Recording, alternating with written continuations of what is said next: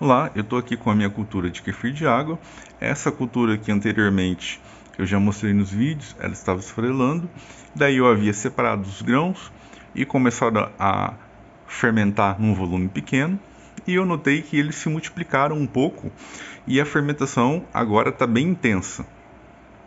Uma por causa do calor e também por causa da quantidade de grãos. Então eu vou aumentar o volume de fermentação a ponto que ele já não vai mais caber nesse frasco, eu vou ter que trocar de frasco. Uma outra coisa é que eu acabei deixando fermentar mais de 24 horas. Isso não é interessante, principalmente nesse começo, para a cultura não sofrer muito, mas eu acabei esquecendo e não deu 48 horas, mas já deve ter passado aí umas 36 horas. Então o líquido dá para ver que está até turvo e a fermentação está bem intensa. Então agora eu vou fazer a troca, vou mostrar esse processo de troca. Primeira coisa que eu vou fazer, eu vou peneirar para ver a quantidade de grãos que eu tenho, para saber a quantidade que eu coloco para fermentar. Vou tentar manter uma proporção de 1 colher para 250 ml de água e 1 colher bem cheia de açúcar mascavo. Por que eu estou colocando 1 colher bem cheia de açúcar mascavo? É para garantir aí que tenha alimento suficiente para os micro-organismos, ou seja, um excesso de açúcar. Para tomar no dia a dia, quando a cultura está fermentando legal, eu sugiro a proporção normal, uma colher de grãos e 1 colher de açúcar mascavo em 250 ml de água. Caso fique doce, pode reduzir um pouco a quantidade ou deixar mais tempo fermentando. Aí a gente vai dosando, mas com uma cultura que está se multiplicando. Como essa não estava multiplicando e ainda estava esfarelando, por isso eu estou utilizando o excesso. Para a bebida, eu poderia até diluir a bebida depois. Então, olha, tem aqui espumas, tem sujeirinhas, grãos boiando. Quem tiver na dúvida de como que estava essa cultura, assistam os vídeos anteriores que vocês vão ver. Então, olha, sujeira do açúcar e aqui está os grãos da cultura. Eu acho que a quantidade que eu tenho aqui já é maior que 1 colher.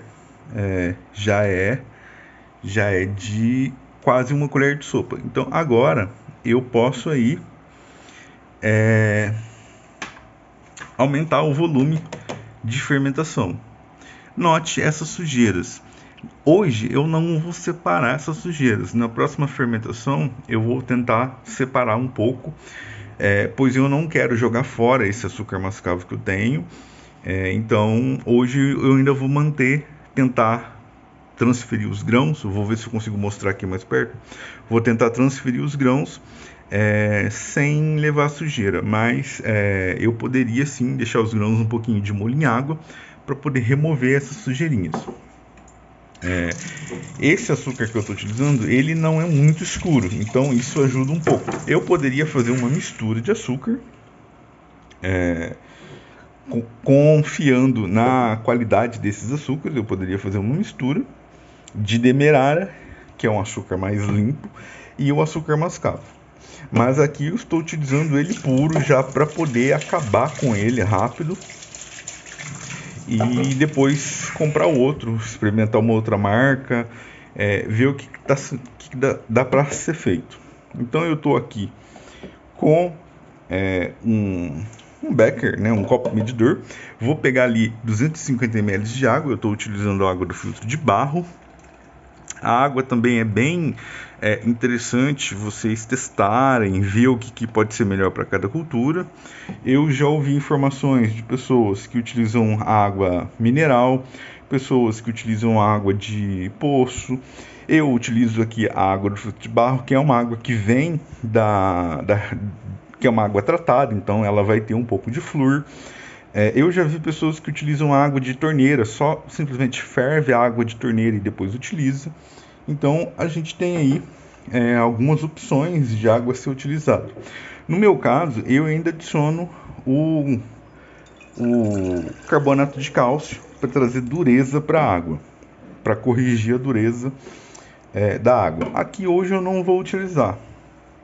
Eu utilizei em preparos passados, na fermentação anterior. Nessa eu não vou utilizar. Então aqui eu já tenho 250 ml de água. Vou pegar uma colher bem cheia desse mascavo. Olha, ele é um mascavo bem claro, lembra até uma areia, e não tem pedras. Dá para ver que ele parece realmente uma areia, mas ele não tem pedras. Então, isso mostra que se o açúcar não está empedrado, ele não tem umidade. E uma outra dica que eu posso dar também é guardar o açúcar mascavo na geladeira. Se você comprou um açúcar mascavo que ele é bem sequinho, guarda na geladeira, que dentro da geladeira a umidade é baixa, então ele não vai absorver umidade do presente no ar, né? Aqui no centro-oeste, no Cerrado, tem uma região, tem um período de chuvas bem intenso, então a umidade fica um pouco alta, por isso eu acabei optando por guardar ele na geladeira. Uma outra coisa não quero guardar meu açúcar na geladeira,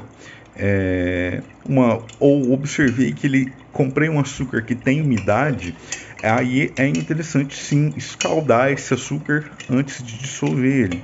Jogar um pouquinho de água quente para poder derreter o açúcar e matar algum possível micro-organismo que está ali, algum fungo, e depois sim adicionar ele na água para poder aí fazer a fermentação.